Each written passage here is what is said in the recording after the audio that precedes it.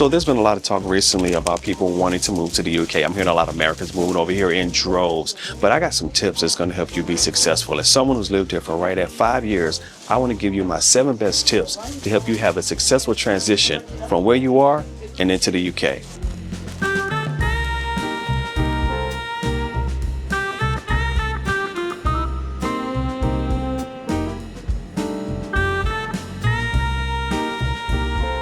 So the first tip for moving to the UK is that you need to visit here first. I would never tell anyone to move to a country that they've never visited before. And I see people do that all the time. They say, I want to go and I want to go live there. But have you been there to visit? Spend some time there. Have you studied up on the country, the culture? You should be delving deep into British culture as much as possible. If you want to come and live here, you need to know as much beforehand about what visa you're going to have to come here, what the school system is like as you have children. Of course, you know you're driving on a different side of the road. All of those things that you need to start thinking about, but you first need to come and visit.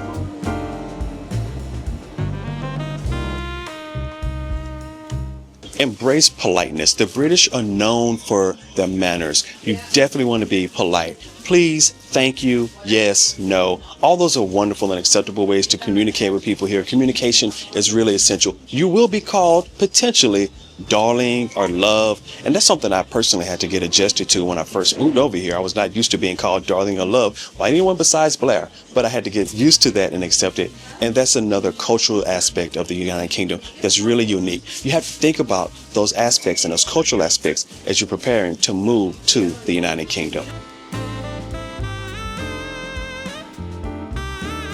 I recently went to Chelsea Flower Show, and there was a magnificent display there from the South Africa delegation. They had this beautiful display centered around this flower, which is a South African flower. This is called a protea. And I'm here at a wholesaler, and I've been learning more about plants and flowers and florals, and I want to build a beautiful bouquet around this protea. So I've got some complementary colors, and I think Blair would think this is really pretty when it's done. So another cultural phenomenon in the UK is standing in queues. You have to get used to it. It's very common here. Now, of course, you stand in lines in the U.S., but standing in queues here is a bit of a cultural phenomenon. It's something that you have to get really used to here in the U.K. because you have to do it with grace. You're not standing in that queue upset that there is a queue. You're standing in that queue excited for the opportunity to be in the queue.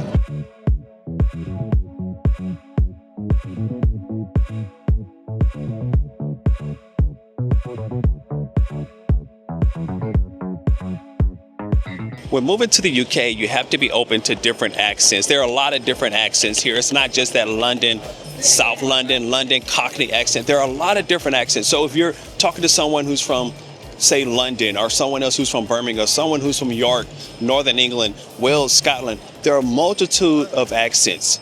So you have to take it all in consideration and be open and accept that. It's a bit of trivia trying to figure out where someone is from based on which accent they have.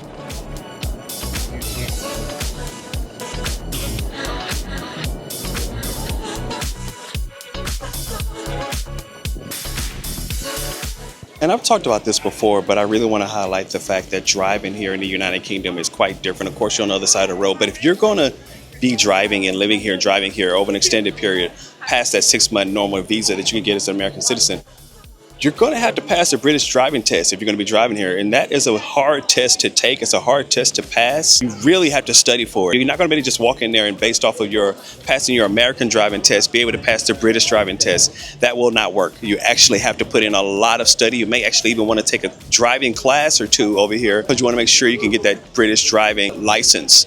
So if you want to be able to do that, you're going to have to put in some effort on that one as well. So be thoughtful of that. If you're driving in the United Kingdom over an extended period, you're going to be living here. You're going to have to pass a British driving test. Public transit is a way of life here in the United Kingdom. I'm a big driver because I'm from the U.S., big country. We drive all over the place. But the thing to do is if you come to a city center, park your car as soon as you can. A lot of towns and cities actually have places for you to park outside and then they'll bus you in. Cambridge is one that I can think of is like that. But public transit, be open to taking public transit. It's a great option. It's cheap, it's consistent, and it gets you most places that you want to go. So I've also never walked as much as I walked here living in the United Kingdom.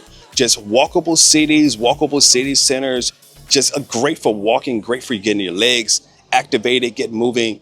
So be ready to walk. You're not going to be able to drive right up to the front door of the store, park your car, get out, get back in your vehicle, drive to the next store, park it. You don't have that accessibility here. A lot of the shopping centers are in the city center, and so you can't park there. So just be ready to get out of your vehicle, walk around and explore on foot and accept and take public transit. Another consideration before moving to the United Kingdom is the fact that the food here tastes different. You go to the shopping centers, you buy the foods, you buy the meats, you buy your grocery, and you take it home and you prepare it, and it doesn't taste quite the same. Well, here they use a lot less preservatives, they use a lot less sugar, they use a lot less packing material inside the meats and inside of the foods, so they're gonna have different flavors. You just have to get used to that, and there's nothing wrong with it. And that's not to say that the United Kingdom has bad flavors and bad food. I know that the UK gets a lot of bad rep over the food.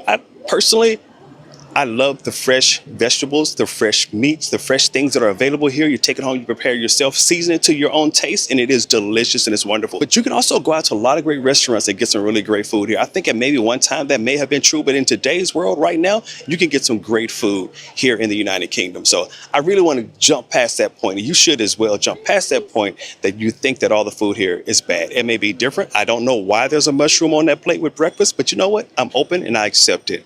And you should too.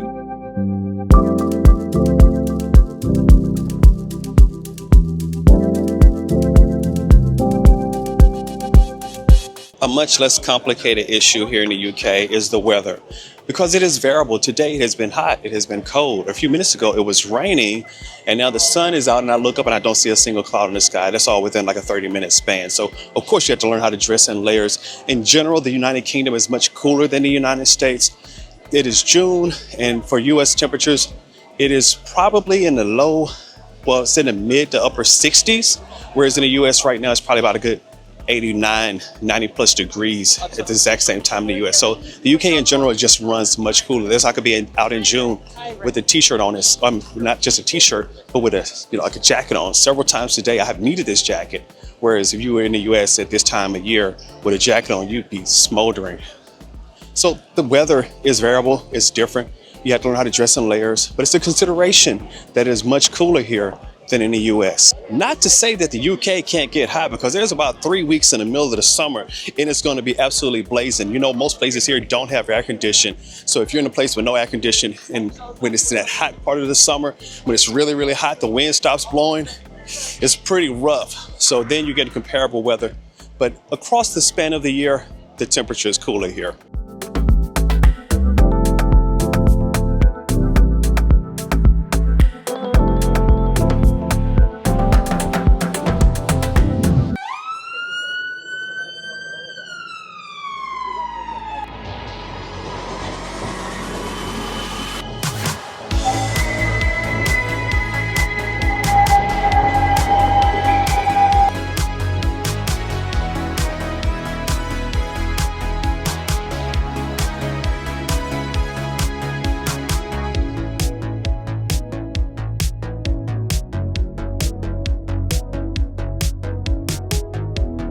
The United Kingdom has a phenomenal pub culture, so if you're looking to move here, then you should definitely be open to dipping into the pub culture. I'm a huge cider guy, and there is a phenomenal plethora of ciders that you can get here. Every single town and village and area has its own unique ciders, and as I enjoy ciders, I really enjoy going out and enjoying a lot of pubs. Dipping into UK culture and kind of getting a better understanding of who the people are here. A great place to do that is at a local pub. It's where you can meet new people, new friends, and have a great time.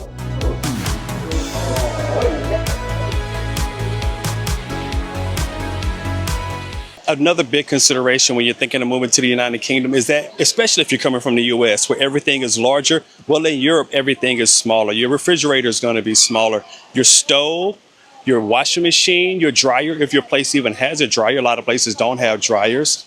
So you have to really consider that. In our home, we actually have 2 refrigerators. They're both smaller, and it's still 1/3 the size of what you normally have in just one large US side refrigerator.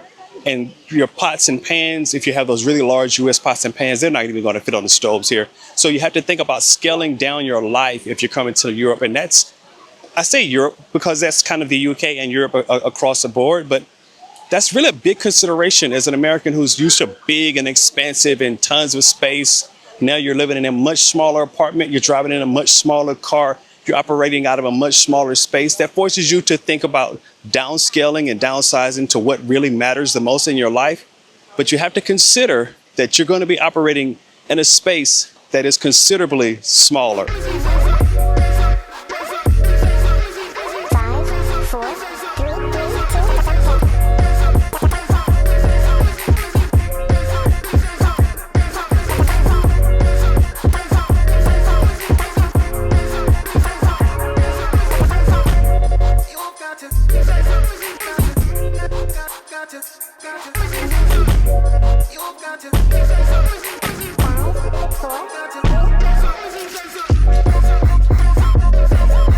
So let me give you another tip, and this is potentially the most important information I'm going to pass in this whole video, and that is that the US and the UK banking system is not the same.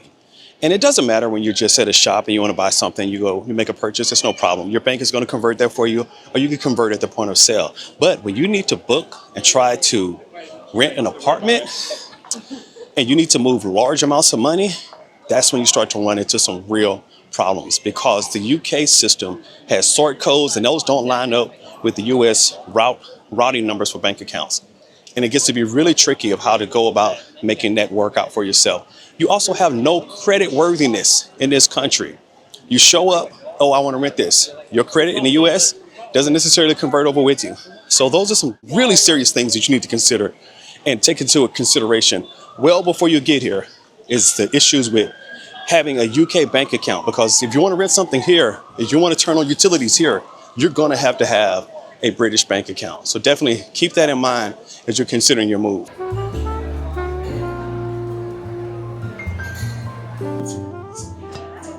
So this is the perfect vase for the bouquet we're going to put together. And this green is going to go so well with that burgundy.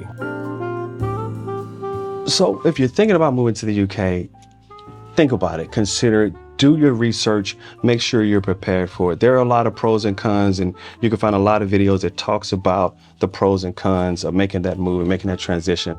But as someone who's lived here for right at 5 years, I want to throw one last bit of information your way. It's something to think about. There are a lot of professional and personal advancements that you can come across by moving outside of your country, your home country of residence. But there's also the fact that you are going to be separated by thousands of miles, potentially tens of thousands of miles. Well, the planet's not quite that big, but thousands of miles you will be separated from your friends and family. They will be in different time zones. Communication's not going to be there in some cases. Although we have great connectivity, the time zone difference is an issue. And you're not going to be there, and you're going to miss for some of the family's really personal events. You're going to miss birthdays. You're going to miss anniversaries, you're going to miss celebrations, you're going to miss parties. And unfortunately, you may not be there for some other life events as well. So that's something you have to consider. It's very expensive to fly back and forth between the United States and the UK. Unless you're independently wealthy, you'll only be able to do that periodically. So when you make that move to move overseas, to live in another country, it is a full commitment. You're living there full time. So really consider that. Think about that before you decide to jump and come over. But if you want to do it, if it works for you, if you feel as though you have the time, space, and opportunity, and you're able to add something beneficial to the country, and you feel as though it's a personal growth for you, and you can be very successful with it, then I encourage you. Yes, absolutely. Look into it. Think about it. Do it. But as I stated at the very beginning, be sure to visit first. Hey, if you like this content, be sure to like and subscribe. This is the bouquet that I pulled together. I think Blair is going to love it. It highlights the South African protea, which I find to be a magnificent flower. Tell me what you think. Drop down in the comments. Let me know. Until next time, take care.